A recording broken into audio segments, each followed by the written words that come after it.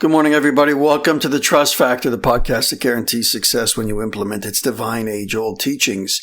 A little bit of housekeeping. This coming Friday, Rabbi Shlomo Blackman, he's going to be a force to be reckoned with. If you've never met him before, and even if you have, you know, he's always on and he's always involved in so many people's lives that if anybody's going to share a tremendous amount of insight on this subject, it's going to be him. Friday is looking good, my friends. Also today, we're starting to summarize chapter 5. This was the longest one. We covered off a truckload of information. Now we're going to finish the summary hopefully by tomorrow, and then we'll get into the last two chapters. Really short. That will put an end to season 1 of the Trust Factor and take us into season 2, which we said is going to be made up of the Garden of Emunah, a spectacular book. I suggest that you get ahead of the curve and order yourself a volume so that you've got at least the Garden of Emunah.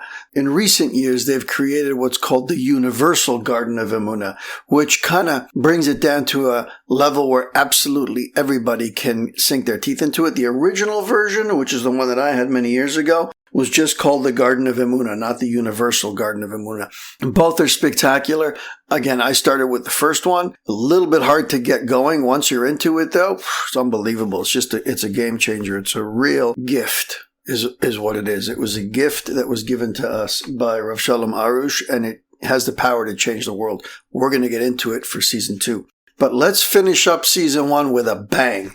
Right now, we're summarizing Chapter 5, so much content. Number 1, what did we say? Somebody who trusts in God, accepts God's judgment in all matters, and thanks him equally for the good and the bad. Whereas one who lacks trust in God takes personal credit for his success and blames Hashem for his setbacks. How many times have we talked about this?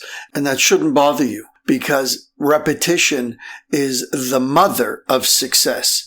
We've talked about that as well. These concepts are constantly being repeated, although in different ways, in different contexts. The principles are the same. So the repetition is designed to drill it into our minds and to weave it into the fabric of our being. It's so important to repeat these ideas over and over again. And that's what we're doing. Every time we summarize, every time we review a concept in a different context, it's really a repetition, and it is key to our learning. So difference number 1 is I accept God's judgment.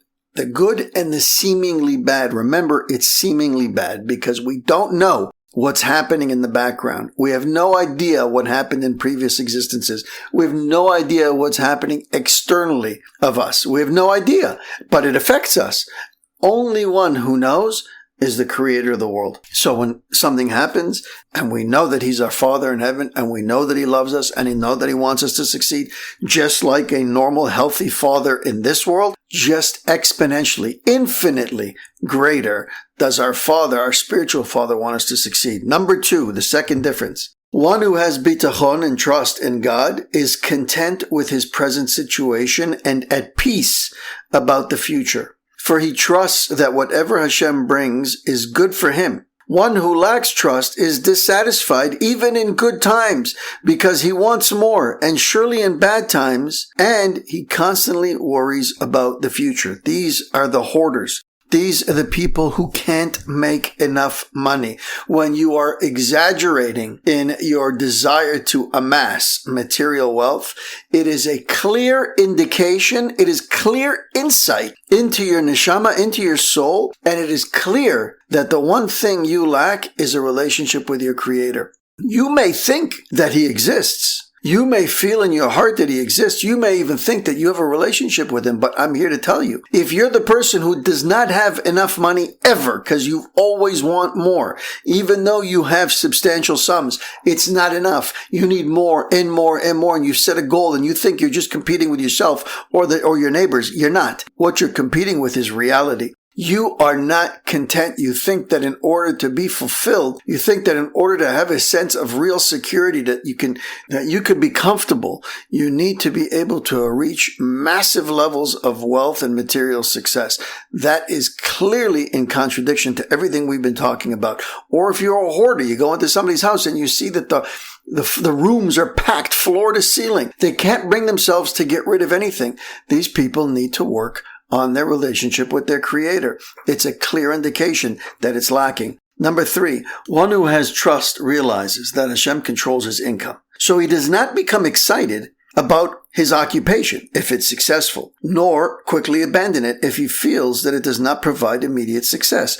One who lacks trust believes in his own efforts, so he becomes infatuated with the vocation that brings him good fortune and quickly discards one that seems unsuccessful. You understand?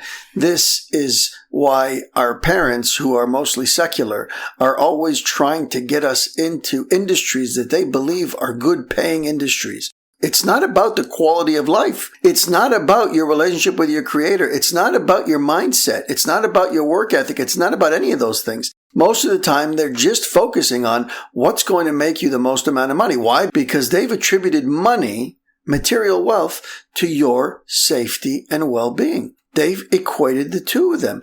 And it doesn't matter how many lifetimes we live. So many people go through this life and don't make the connection, don't realize that not only does the amount of money that you're making not necessarily guarantee you a good life, in many cases, in fact, probably in most, the more you have, the more difficult and challenging your life is, the more stressed out you are. So oftentimes, and we've said this before, oftentimes the place to be, the right place to be, is where the vast majority of the population is, which means we don't have too much and we don't have not enough. We have just what we need. We can eat for today. We can eat for tomorrow. We've saved for a rainy day. We've got food in the fridge. We've got cars in the driveway. We live in a proper Jewish neighborhood. We've got everything laid out for us. If you're able to sit down and focus on what you do have and enjoy and appreciate it and thank Him for it, then you're not busy chasing more.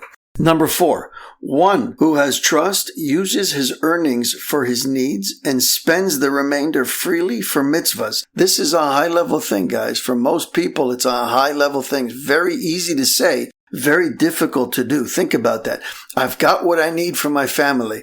I know that I've saved enough. I know that I have my needs met for today and for the immediate future. And I'm going now to take anything that is over and above that, and I'm going to become as generous as possible and help change the rest of the world and help people who don't have what they need even for today. One who lacks trust never feels that he has enough, so he's reluctant to part with his hard-earned money. Contrary to expectations, the former sees his wealth increase, while the latter may suffer losses. I want you to understand this. There's this thing going on right now. Maybe we'll end with this on number 4.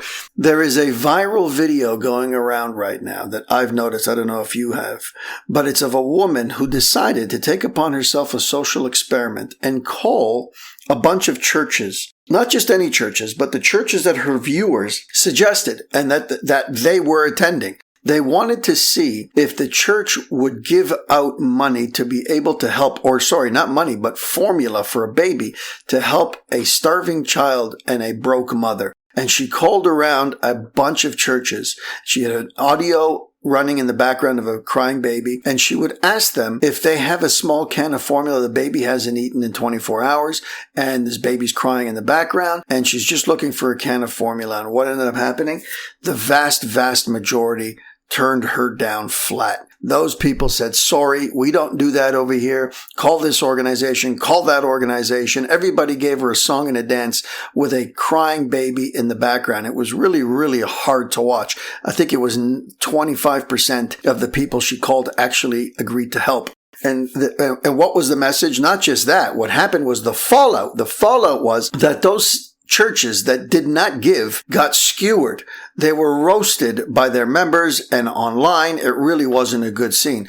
And in fact, many of them, what their decision was on how to handle this was to fight back. They actually came out swinging at this girl, calling her every name in the book and making it seem as though she was a scammer and that everybody needs to be careful and that they were the victim. It was really shocking to see how they spun this, which is just a sign of the times that we live in. But the beautiful part, the really amazing part, was that she did a follow-up video where she called some of the churches that gave and that helped. And the response was unbelievable. That those same churches that gave her or agreed to give her a small cannula formula, which they didn't have to because that's when the social experiment was up, those churches are now inundated with donations. People are lining up to give these churches big money. Do you see how it works? That's exactly what we were talking about over here. When you have trust, you don't contemplate what you're going to do with the money. You know, you've got what you need to keep the lights on. You've got what you need to be able to manage your life in the near term. You've saved for that rainy day, depending on what society demands of you. You've done your job. You know you're sitting in a decent position. Your focus now shifts, realizing that the money that you've been given is designed specifically as a tool to help to make the world a better place. My friends, that sums it up for today. Let's chat again tomorrow.